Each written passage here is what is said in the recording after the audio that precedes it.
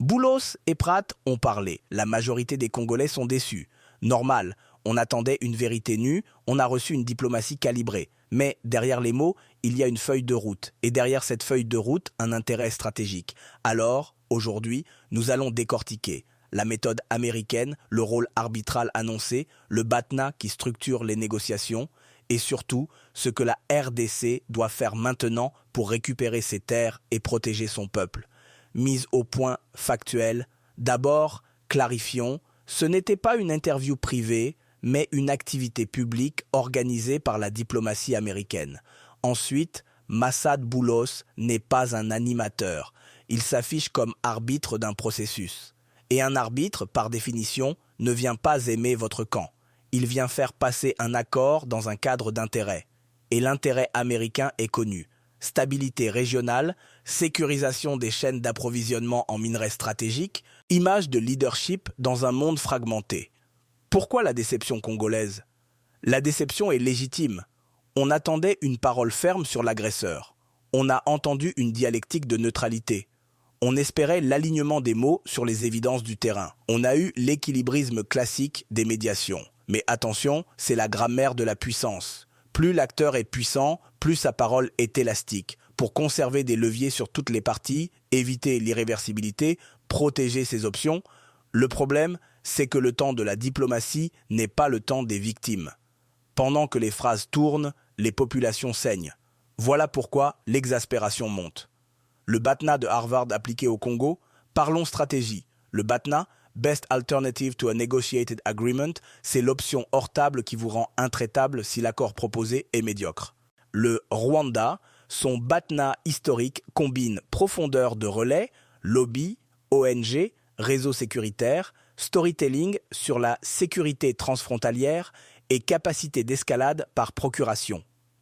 Les États-Unis, leur BATNA, c'est la diversification des options régionales pour sécuriser les minerais, Zambie, Angola, corridors alternatifs, et la possibilité de mettre sous pression un acteur par les sanctions, les visas ou la diplomatie publique.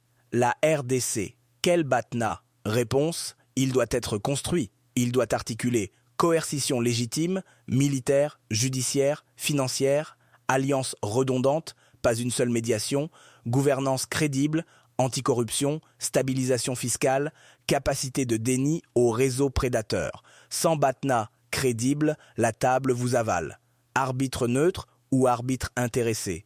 Quand Boulos se pose en arbitre, il ne parle pas au nom d'une charité, il parle au nom d'un intérêt d'équilibre. Un arbitre gagne quand? Les hostilités diminuent, les flux économiques sont protégés, la crédibilité de sa médiation monte. Pour gagner la confiance des deux parties, il évite la stigmatisation frontale d'un seul camp. Est-ce juste? Non. Est-ce la pratique des grandes puissances? Oui. Ce que disent et ne disent pas. Boulos en Pratt. Écoutons entre les lignes. Oui à une processualité, mécanisme conjoint, étape, monitoring. Oui à la médiation tierce, Qatar, UA, autres, si elle désescalade. Oui à la protection des flux économiques et à la visibilité des investisseurs. Non à une humiliation publique d'un partenaire encore utile. Traduction. Washington pousse un accord tenable, pas forcément juste à nos yeux.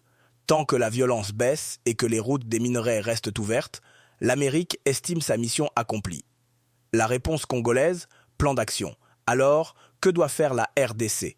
Construire un BATNA national crédible. Militairement, cibler les têtes du mouvement, neutraliser les centres nerveux logistiques, diplomatiquement, multiplier les médiations parallèles, écrire nos lignes rouges, éviter la dépendance. Économiquement, sécuriser les corridors, contrôler les flux miniers, assécher les réseaux prédateurs. Narrativement, apporter des preuves irréfutables, imposer la vérité sur la scène internationale. La souveraineté ne se négocie pas dans les slogans, elle se gagne par un plan, des preuves, des alliés, des délais et des coûts imposés à ceux qui violent nos frontières. Boulos et Pratt ont dévoilé une méthode.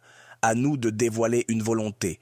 La dignité congolaise exige un État stratège, pas un État spectateur. Récupérons nos terres, protégeons nos enfants, définissons les règles. C'est maintenant que l'histoire se joue.